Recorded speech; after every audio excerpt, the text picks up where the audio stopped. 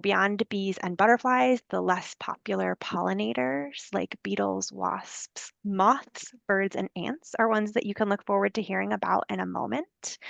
Our speaker today is going to be Becca Zak, who's an interpretive naturalist with the Summit Metro Parks. She leads the monthly program series called Homegrown Habitat, providing some guidance on a variety of home landscaping topics. And I know she has a lot to share with us today, so I won't fully read her bio. It is on the screen, and I'm sure you've all skimmed it, but I don't want to take any more time from her presentation. So, Becca, I'll stop sharing and turn it over to you. Awesome. Thank you so much. Give me 1 second here. All right. Slideshow from beginning. All righty. So thank you, Cassie. I am just curious, for everybody in the room, who has attended a Summit Metro Parks program before? Feel free to unmute and just say like, I have, or drop something in the chat. I have. Anybody? Oh, yay. One person. That's good. All right. Well, maybe I'll scare you away and you might not want to. I don't know. We'll see how it goes. But um, we are a community read to see chapters of wild ones popping up all over the place. Super important. I too live this lifestyle, so you are in good hands tonight. So without further ado, I talked to Janice. We talked about, what kind of stuff can we talk about related to what's going on with the wildlife in our yard. So we thought about less popular pollinators. We're not going to mention bees. We're not going to mention butterflies tonight. And that's on purpose. Okay, so if you have specific questions about bees and butterflies, there's a little bit of time at the end. But I have 6 different categories of that we'll talk about tonight. And feel free to, if you have questions, drop them in the chat or unmute. That is totally okay with me. Okay, hopefully this will work. There we go. All right, so when you Google pollinator, this just always comes up, right? The stereotypical honeybee, and all the pollen, floating around. Not necessarily the case. We do know that. But bees get all of the glory.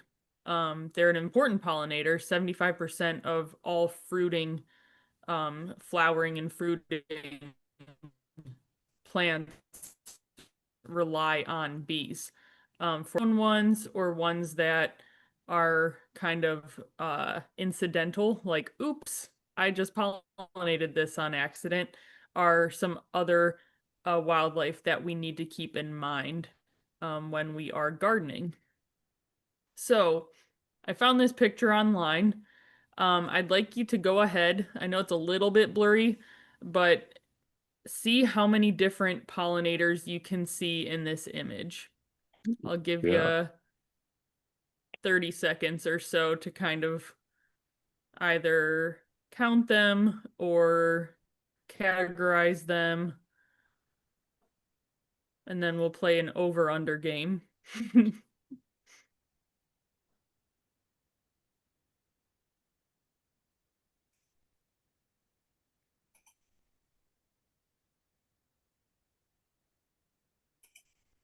Alrighty, so over under 15. Who says over? Who says under? Over. Over. Over. Over. Over as well. Okay. Over under 20. Over. Over. Over. Pretty Over. good. All right, I'm not gonna do this again. But as these circles kind of fill in, you can see that there are lots and lots of pollinators in this picture. There's at least 24 that I could find. Some of them do repeat, right? There's a few butterflies, there's a few moths, there's definitely a few bees, and there's at least one bird, one bat. We're not talking about bats tonight. The bats that we have in our area are not pollinators. There's some moths, there's some wasps. So there's lots and lots of diversity to pollinators. So that's what we're here to talk about tonight. Like I mentioned a few seconds ago, pollinator versus incidental pollinator. So a pollinator is a being that directly conveys pollen to a plant, resulting in fertilization. So that is what they are doing. They are after pollen, and they, trade pollen in between plants. So stereotypical bee, same with some butterflies and some beetles that we'll talk about tonight. And then the incidental, oops, I brushed up against this flower pursuing things other than pollen. An example of that is a hummingbird. Another example of an incidental is butterflies. They are after nectar, and they just so happen to brush up against the pollen, but they do get a lot of glory too, just because they're usually bigger and beautiful, and people see them because they're out during the day. All right, so we're going to talk about both pollinators and incidental pollinators tonight. And I decided to go about this by introducing with a quote. I'm not going to say that expletive, but we're going to talk about flies. So bees don't waste their time explaining to flies that honey tastes better than poop. We'll say that. Okay. Who knows who said that, but I found it and I thought it was really great. Because flies are the next biggest pollinator after bees. So flies fill a really interesting little niche. This yellow dung fly is an example. You can see right in the name, they are attracted to putrid things. They will flock to any scat or dog waste at a park that's left on the ground, etc. But the one plant that they are really well known for pollinating is the pawpaw. So these guys have evolved alongside some really stinky plants. Pawpaw, ginger, even skunk cabbage, some of the earlier plants that know who's around, which are mostly flies that are around really early in the season. So therefore, they smell like rotting meat. And that is what attracts that pollinator to them. So yellow dung fly is just one example. We also have long-tongued flies. And these guys behave kind of just like bees. And they are able, you can see that long proboscis, they are able to get into the center of flowers and harvest both nectar and pollen with that long appendage on the front of their face. And then finally, we also have flower flies. If you've seen one of these, you probably are bee mimics. Can you guys hear me? It says my internet connection is unstable, so I hope it's going okay. I can hear you, but these guys are bee mimics. Image did freeze for a moment. Oh, okay. I just want to make sure. Yeah, thank you. So these guys are bee mimics, but if you look close, they only have one set of wings, where bees always have two. And these guys hop around very quickly. they love flowers that have umbels. So think yarrow, Queen Anne's lace, golden Alexander, etc. So this is how this is going to go, is I'll explain a few types of these less popular pollinators and then how to attract them. So flies prefer disc-shaped flowers. So pictured here, we have daisy fleabane. It's nice, it's bright, it's flat, it's wide open, and that allows them to land and get into every single part of the flower. They also really like putrid odor.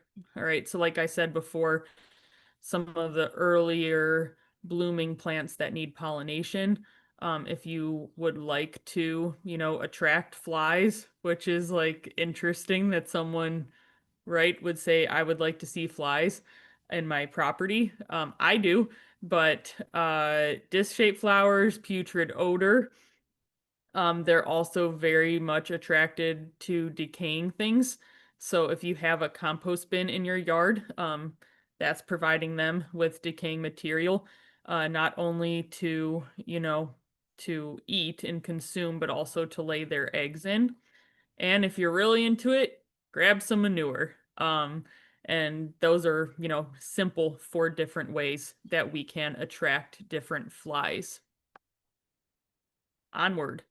Um, there are over 400,000 species of beetles on this planet, but only 8,000 species of mammal.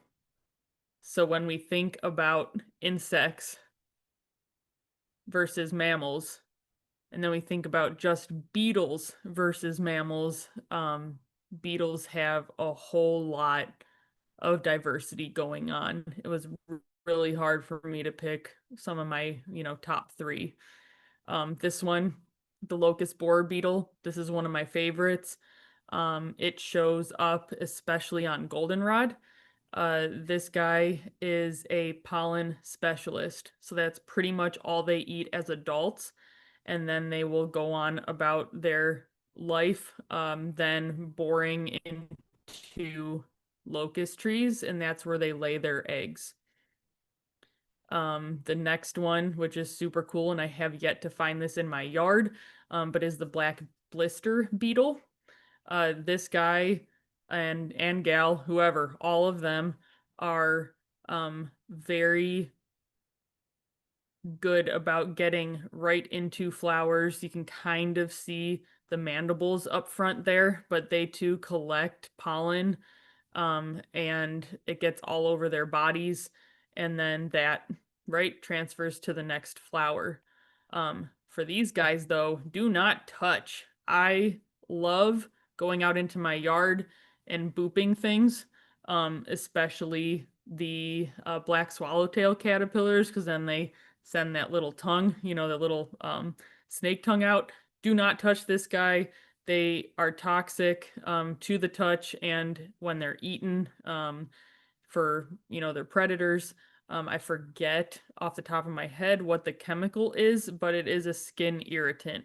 So just watch these guys safely from a distance and know that they are doing a great job pollinating those flowers in your yard. And finally, this is my all-time favorite beetle. I shouldn't say that because I also like, oh, never mind. All right. But anyway, red milkweed beetle. These guys look Seussian to me. They are milkweed specialists. And if you've seen one in your yard, it is just delightful. To me, it kind of looks like a little rhino or something. But they are awesome. These little guys and move that around just within one plant. Right, so beetles don't move very, very far when they're pollinating, but they are very good at pollinating when they do land on a plant. So some ways to attract beetles. They love mints. So any flowers, like I said, that have an umbel on top. They really enjoy mints though because of that white color. So beetles are attracted to lighter colored flowers. But they also, since they don't move around very well and buzz around like pollinators, they like being able to kind of pop over from, yeah, flower to flower. Okay. Also, rock piles. They need habitat to go hide, right? So some beetles will hang out right underneath flowers, but also they need soil and some rocks in order to kind of go into those little crevices so that they can hide from predators when they're not out foraging. Leaf litter, it's important for all sorts of things, but beetles especially for overwintering. And then, of course, just like all insects, they need a host plant, right? So if you want to see, especially the red milkweed beetle at home, you better plant some milkweed. But every bug has a host plant or multiple host plants. So if you are really into a specific sort of bug and you want to see it, do some research and see what that host plant is. I saw a question come in, so I'm going to look at that. Let's see. Bees are fuzzy and collect pollen incidentally. Many pollen collectors are not fuzzy and are less able to brush pollen onto themselves and consequently to other flowers. What is the relative value of fuzziness as a pollinator? That is a very interesting question. So, um, pollen, let's see. For bees, it's all about their size relative to their ability to get into a flower. So I don't, I wouldn't say it's as much the fuzziness as it is the size and their, robust, strong, cylindrical body that allows them to get right into a flower. It's different for each kind of insect. Um, but they are specifically after pollen because that is what they use, to feed their young. I hope that makes sense. If I didn't quite get that, we can talk at the end. So thank you for that, Ray. All right, next. If I be waspish, best beware my sting. That's William Shakespeare. A question with wasps. Who here wants to attract wasps to their yard? Anybody? They just kind of like, oh, if they show up, I I will actually did. tolerate them. I actually did that last summer. The plant didn't come back, but I grew a late figwort, and they're great for attracting wasps. I tried to Okay. not make that well known with my neighbors because I don't Yeah. want to hear that and start calling the city because they have complained about it. So I constantly have to reassure them I know what I'm doing. But yeah, Yeah. late attracts wasps, and that's something I would tell us because we understand, but people that aren't in our world, they hear that and they immediately go, I'm calling the city, I'm calling the city, you obnoxious plants. Yeah. So so No, yeah, it's a yes I for get me. that. Yeah, it's a yes for me. Wasps. Yeah. I find them really No, cool. thank you for sharing. Yeah. I have plenty of Yeah. wasps I on love my like property. Yeah. awesome. And Very and good. I think they help protect my vegetable garden. Oh, they definitely And do. the diversity of wasps, I'm seeing something every month that I've never seen before. As my natural habitat matures, I'm seeing more diversity in wasps, and I just find them fascinating. I am not intimidated by them. I don't threaten them, and they don't bother me. Awesome. Yeah, we need more people that think like this. I'm just saying. Okay, because a lot of, wasps, too, they're kind of misunderstood. They just get labeled as bees. Oh, there's a bee. Any buzzing insect that look like it can sting is a bee. At least in my line of work, that's what we get all the time as an environmental educator. And why would you want more of those, right? So with wasps, this one is my all-time favorite. I am going to get it added onto the sleeve that I have working on right now. But the great golden digger wasp is one of my favorites. They are large. They are very robust in the amount of pollen and nectar they can move on a daily basis. Um, these guys, if you have not seen one in your yard, or just out in general, they really enjoy milkweed. But they also, I see them all over my button bush. They do a great job at moving nectar and pollen around. I've also tried Blue mud dauber. to get a close up like that. I do close up photography too, like that, and I've pushed the Okay. limits of close upness Yeah. with these wasps. I wish I could get something as wonderful as these images, but I've done that without antagonizing the wasp. You can get that close. You can No, stick a lens yeah, it's right hard in to their do. face within inches, Yeah. and they don't care. Yep. No, I mean, they're a little intimidating, but I love getting close to them. Blue mud daubers, those are just another one. If depending on how the light strikes them, they can get, very, very metallic iridescence. These guys, as the name suggests, they build their little, I call them chimneys, but they're little larva, like it's not a house, but where they lay their eggs out of mud. Fascinating.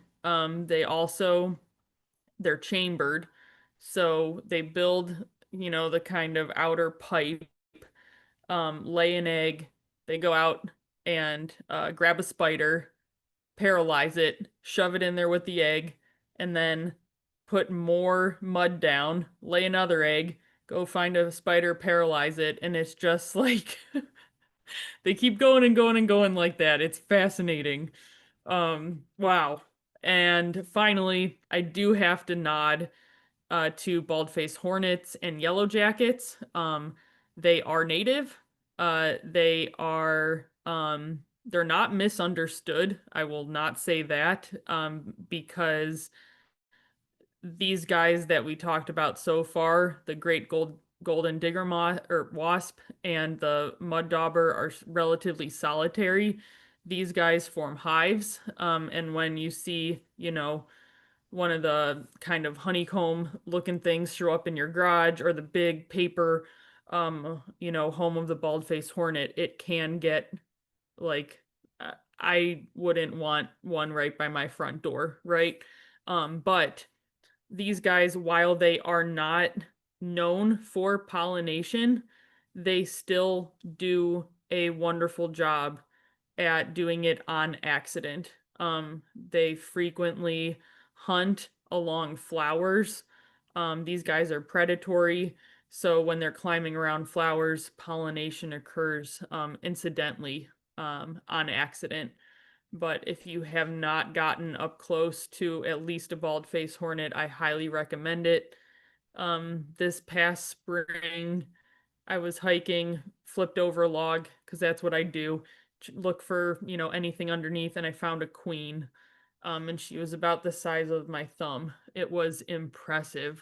Super cool to find her, hunkering down for the winter, and just coming out of her hibernation. So to attract some wasps, first of all, pretty much to attract anything, you know, just acquire some no spray practices. Organic is better, sure, but no spray ensures that there aren't any chemicals going around, because wasps visit multiple flowers in multiple yards. They have a pretty big radius. They can carry that, pesticide, herbicide with them places and spread that. So we want to eliminate spraying. They also need some access to untreated wood. And this isn't just for, laying eggs. Some wasps to make their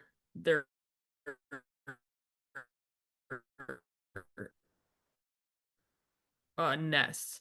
So untreated attract them, but give them something safe to build their home out of. Also, kick up some dirt. Try to keep a clear space of dirt. When it rains, it turns to mud. Perfect, right? Some of these guys will nest just like some native bees will nest in the ground, and they need access to dirt. They also need access to dirt for the little pipes that they create as well for their young. And then finally, too, the umbels, so umbelliful flowers, think, like I said before, Golden Alexander, think Queen Anne's lace, even though it's not native, but if it's there, try to keep it under control, the best you can. A lot of pollen within a short amount of space. And they also too hunt on those, so they use them as little perches. So that will attract them as well. All right, my favorite. Moths outnumber butterflies 7-1. No moths, fewer songbirds. Less genetic diversity in native plants. Lower harvests of many popular fruits. Less joy. So, moths outnumber butterflies 7-1, but we don't know much about them because they come out at night. So, go out at night. Go see who's around. It is fascinating. All right. Some of my favorites. This is a day flying moth, snowberry clearwing moth. They're also categorized as hummingbird moths, rightfully so. To me, they kind of look like a flying crayfish, if that makes sense. Like the back looks like scales and the little flappy tail and everything. But these guys, behave kind of just like hummingbirds. So think about flowers like this blazing star here that have a really deep tube, and that will attract them. Another one that I like too, which is another day flying moth, is the Virginia tenuta moth. I didn't highlight this one specifically for any reason, all besides that they are stunning. Moths in general pollinate a lot of things. The bigger the moth, the fewer mouth parts. So when you think of a Luna moth, or a Cecropia, something like that, when they emerge from their cocoon, they don't even have mouth parts. So the big silk moths are not the pollinators. They only live for a week and they have all the energy that they need, so their sole purpose is to breed. But the smaller guys, like this Virginia tenuta, you can see the little proboscis there getting in different flowers. And look at this little sweetheart. I mean, come on, like those colors are just so beautiful. If you have not seen one of these, I highly recommend. Their host plant escapes me. But I will look that up and get back to you at the end with what that is. Okay, so gorgeous. And then finally, too, 5-spotted hawk moth. These three that I talked about are really good pollinators, but there's more moths. Of course, I chose the day-flying ones, but there are more moths out there that pollinate at night as well.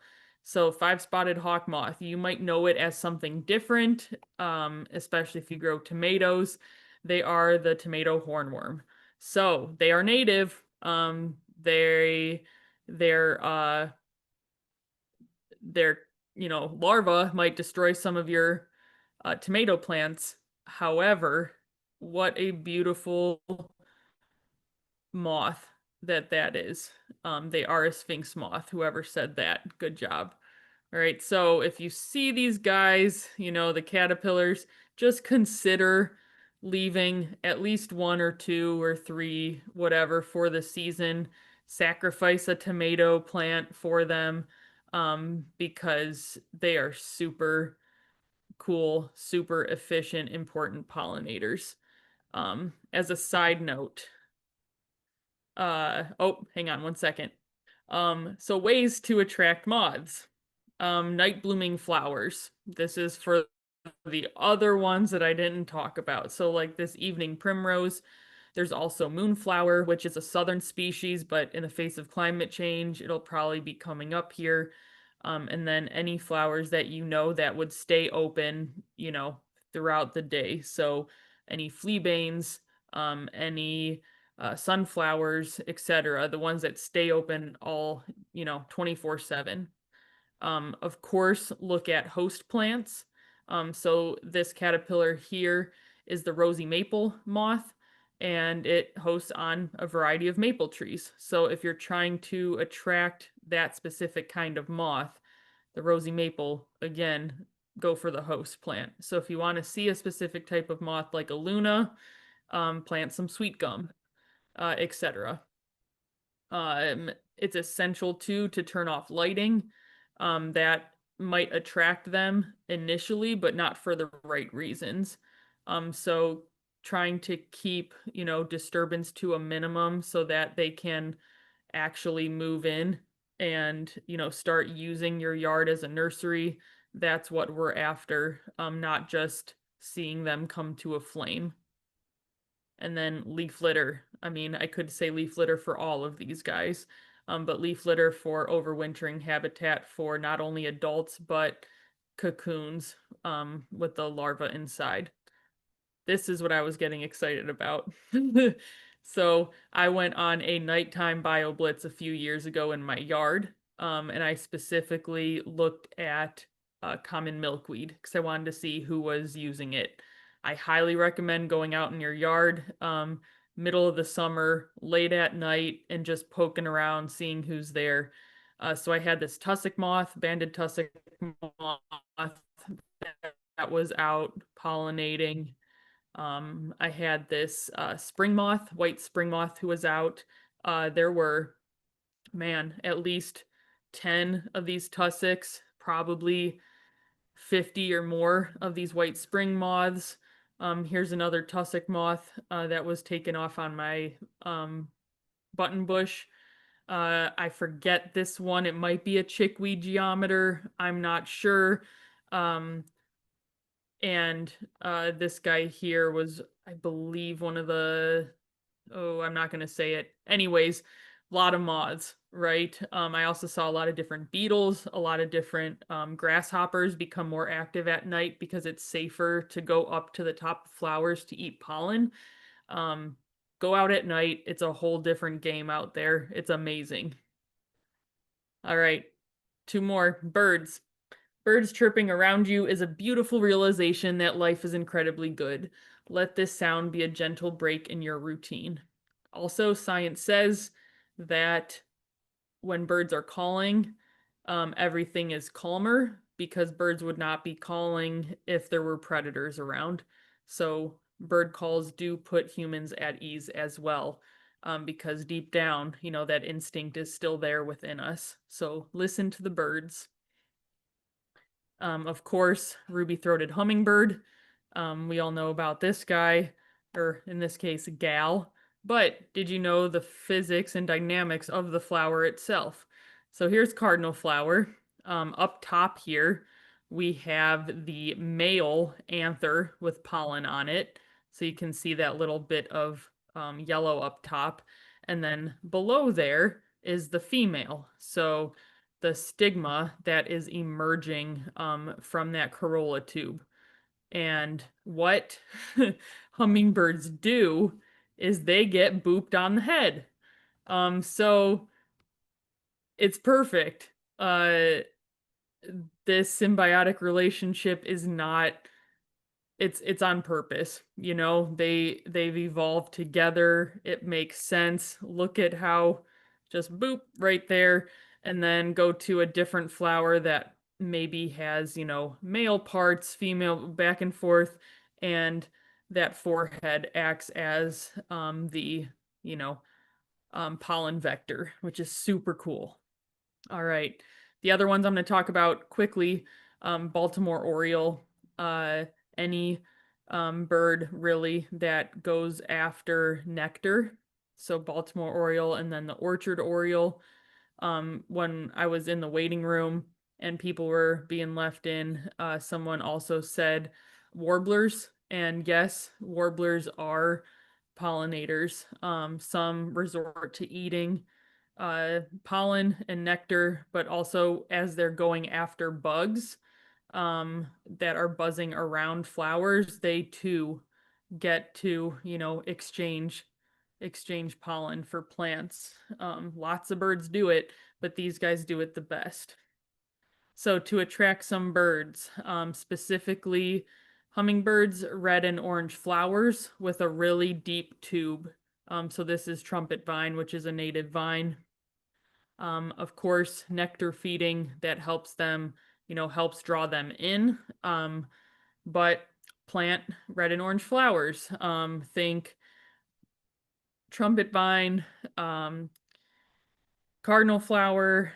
They also like great blue lobelia, which I know is an exception. It's not red or orange, but native flowers get them going too. Same with you know, red buckeye. That's another good small tree. Attracting them, not so much, but keeping them safe. Consider, you know, installing something on your windows for bird safe windows, like these little squares there. Leading science says less than 2 inches apart because birds tend to shoot gaps, but within 2 inches, they will not try to get through that little space. And then finally, too, a lot of nectar feeding birds, not the hummingbirds, but other ones like orioles, warblers, etc., go after berries. All right, so we have a serviceberry here. I have a mulberry tree in my yard right now, and the birds are going nuts all over it. I've had cedar waxwings and gray catbirds. I'm waiting for an oriole to show up. We'll see. But lots of, you know, berries bring birds as well. Okay, last group. I love this quote though. Ants are not only efficient, but they are also hardworking and thrifty, qualities which have always seemed like good reasons for seeing them as virtuous role models. So I too feel like I'm pretty efficient and hardworking and thrifty. Maybe I'm an ant, not sure. But let's all strive to be more like an ant. All right, so ants, again, not on purpose, but they do walk around a whole lot on plants looking for nectar. One specific plant that is very reliant on ants is bloodroot.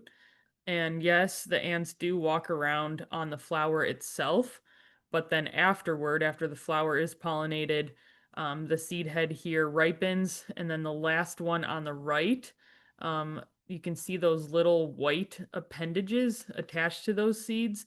Those are called elaiosomes, and that is a sweet kind of sugary substance that attracts ants. They will then eat that elaisome and then pitch the seed. So that is kind of, I found this online, I wasn't expecting to, but they carry those away and eventually eat that elaiosome, pitch the seed, and that is why we have stands of lots of spring ephemerals. So a lot of spring ephemerals are ant dispersed, which is called myrmecochory. I took me forever to get saying that right. But lots of little stands of bloodroot and anemone and etc. in this picture, all because of that small elaiosome. So ants are important, not so much for pollination, but for dispersing those seeds. But they do incidentally pollinate as well. Okay. For ants, if you really want to attract them, you can throw down some wood chips and little piles. Also, embrace aphids. Um, some ants in my yard farm aphids. It's very interesting, but essentially they move the aphids around because aphids produce a nectar excrement, which is called honeydew. And that is what ants like actually eat off of the aphids as their excrement, which is crazy. So embrace the aphids and see more ants. They also need shallow standing water, so access to water is really important. And then finally, too, compost bin. They like those kind of sweet, like skunky smelling stuff. And they will help break down your compost as well. Okay, so I know that was like quick and dirty. I tried to do too much in 25 minutes, but that's how I am. All right. But if anybody did have any questions or anything, you can ask now, or there is my email, R, not B, but RZAK at summitmetroparks.org.